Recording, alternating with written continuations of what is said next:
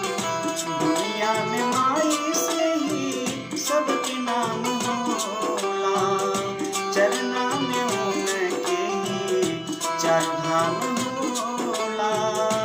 उनके ही कृपा से सारा काम होला, चरना में उनके ही चार धाम होला।